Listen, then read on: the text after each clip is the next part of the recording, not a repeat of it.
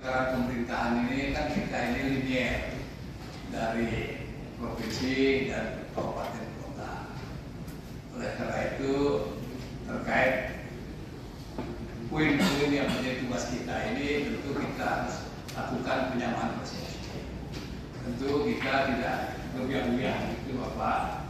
Jadi kami juga menginventarisasi cara dan pola-pola untuk apa yang kita jalankan tugas-tugas kita. Maka itu sebelum kami nanti akan mengeluarkan rekomendasi pansus maupun komisi 1, ya kita samakan dulu pemahaman substansi ya melalui pertemuan kita pada hari ini. Oleh karena itu juga tolong tetap kita tekankan kepada tenaga ahli-ahli yang hadir dari provinsi ini apa yang menjadi pendapat pandangan kebijakan yang Bapak Bupati sampaikan tadi, tolong dipastikan kita dicatat ya, karena itu menjadi diskusi kita Bapak. Kita nanti sebelum mengeluarkan rekomendasi sebagai pertimbangan sebagai parameter kita. Karena kalau kita berbicara tata ruang ini kan luasannya itu provinsi Bali. Selama ini belum pernah kita melakukan diskusi rapat kerja terkait ruang ada di provinsi Bali terhadap kewenangan yang ada juga di kabupaten kota. Ada kewenangan di Bandung, ada kewenangan di kota Denpasar, ada di kabupaten lainnya yang linear dengan kewenangan juga yang ada di provinsi Bali. Karena undang-undang yang mengaturnya ini kan undang-undang dari pusat. Ya, kalau kita berbicara misalnya tentang tata ruang, itu ada undang-undang tata ruang, ada HAMDAL, ada lingkungan hidup dan sebagainya. Kita samakan persepsi lapangannya. Jadi izin Bapak, sebelum nanti saya lempar ke teman-teman, mungkin saya sedikit saja dulu sebagai prolog saja, bahwa konsep penataan ruang ini nanti kita klasifikasikan Pak, mana yang sudah ada bangunan permanen, mana yang semi permanen, mana kemudian yang milik masyarakat, mana yang menjadi bisnis orang luar. Di ruang-ruang kita ini, itu yang kita nanti faktanya kita inventarisasi dia, karena pengaturannya kan sama. Nanti mungkin dari segi kebijakan itu yang kita samakan persepsi. Kita gas rem itu kira-kira kan begitu. Mana yang menjadi kebijakan yang sudah akan bermanfaat buat kita, yang sudah tidak bisa lagi diapa-apakan kan itu, ya nanti kita perdalam rapat-rapat kerja kita ini. Prinsipnya kalau kita bicara tata ruang ini Bapak, jadi ruang-ruang yang boleh dan tidak boleh. Ruang-ruang yang tidak boleh itu kan sudah jelas kita jurang tebing ada yang mengatur, sepadan pantai, sepadan danau, kawasan sakral, tempat-tempat ibadah kita, lahan sawah dilindungi, lahan pertanian pangan berkelanjutan. Ini kan menjadi inti daripada substansi yang kita kita kerjakan, dan ini semua sudah diatur.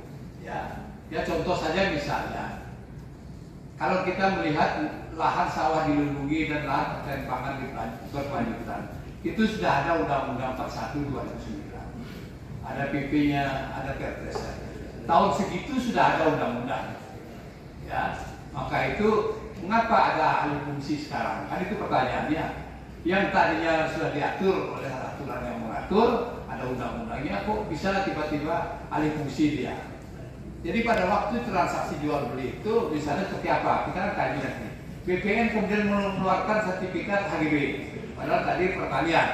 Nah, ini apa pertimbangan BPN mengeluarkan ini? Maka itu kan nanti dengan BPN kita berdalam. Nah, itu kira-kira ya untuk yang kita bicara tentang tata ruang begitu. Juga begitu ada mengatur. Nah makanya apa yang menjadi konsep padu tadi itu ya jadi pertimbangan buat kita Bapak. Karena nanti parameternya kita adalah bukannya satu regulasi, yang kedua juga biar bermanfaat untuk rakyat, yang ketiga juga nanti alih fungsi tidak maksimal terjadi, kita rem ya. Nah, yang penting yang kedepankan, yang kita kedepan juga supaya bermanfaat untuk Bali dan masyarakat Bali bisa mendatangkan PAD. Kan itu. Misalnya sekarang kita lihat banyak ada bangunan bisnis besar. Dia bahkan ada sewa tanah provinsi, ada kemudian sewa tanah milik masyarakat, ada menggunakan nomini yang menggunakan masyarakat lokal, orang-orang asing. Jadi nanti kita klasifikasikan juga orang asing sebagai pebisnis atau orang asing sebagai tamu. Nah, nanti kita perdalam.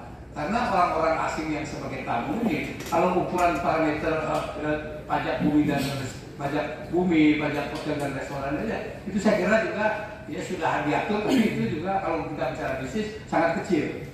Karena mereka melakukan transaksi itu pakai kripto di luar negeri. Ini tidak dapat apa.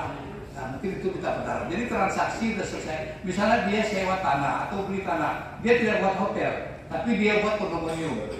Kondominium itu udah di luar negeri, dia jual satu kondominium itu kurang lebih 5 miliar. Itu dulu info. Transaksinya di luar semua. Nggak ada buat kita.